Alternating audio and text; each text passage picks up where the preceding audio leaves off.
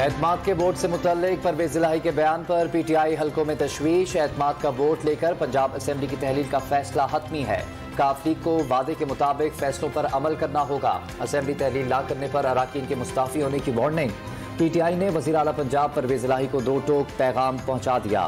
مونس الہی 2 روز میں بیرون ملک سے واپسی پر تحریک انصاف کی قیادت سے ملیں گے، جس کے بعد پی ٹی آئی حتمی حکمت عملی کا اعلان کرے گی۔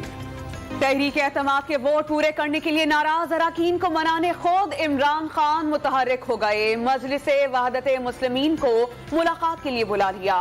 علامہ راجہ ناصر عباس شیرازی، اسد عباس نقوی اور رکن صدر اسمبلی زہرا نقوی سمیت دیگر رہنما چیئرمین پی ٹی آئی سے ملاقات کریں گے۔ 9 جنوری سے کاؤنٹ ڈاؤن شروع اور اپریل میں ختم ہو جائے گا۔ پہلے فالودے اور پاپڑ والوں کے نام سے اور اب سندھ موٹر وے پر معذوروں کے شناختی کارڈ پر لوٹ مار کی جا رہی ہے۔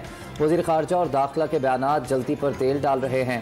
شیخ رشید کی نام لیے بغیر پیپلز پارٹی قیادت پر تنقید۔ الیکشن کمیشن نے ووٹر لسٹوں سے متعلق ایم کیو ایم کی درخواست پر فیصلہ محفوظ کر لیا۔ ایم کیو ایم سارے ایشو ساتھ لے آئے، ایک ساتھ فیصلہ کر دیں گے۔ ابھی تک کے ذرائع میں کوئی جواز نہیں تھا کہ چیف الیکشن کمشنر کی ریمارکس۔ کراچی اور حیدرآباد میں بلدیاتی انتخابات سے متعلق پیپلز پارٹی کراچی ڈویژن کا اہم اجلاس۔ سعید غنی کا 15 جنوری کو ہر صورت بلدیاتی انتخابات کرانے کا اعلان۔ کارکنان کو بھرپور انتخابی مہم شروع کرنے کی ہدایت۔ نیوزی لینڈ کے خلاف کراچی ٹیسٹ اور سیریز بچانے کا مشن۔ سرفراز احمد اور سعود شکیل وکٹ پر ڈٹ گئے۔ سرفراز احمد نے کیویز کے خلاف مسلسل 4تھی نصف سینچری داغ دی۔ پاکستان کو میچ جیتنا ہے تو 319 رنز بنانا ہوں گے۔ قومی ٹیم نے 5 وکٹوں کے نقصان پر 170 رنز بنا لیے۔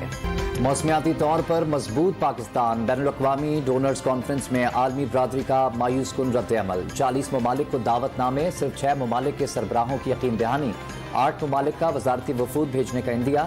فرانسیسی صدر ورچوئل خطاب کریں گے۔ شہباز گل کی پھر طبیعت خراب، سانس لینے میں دشواری۔ ایمبولینس میں اسلام آباد کا چہری پہنچا دیا گیا۔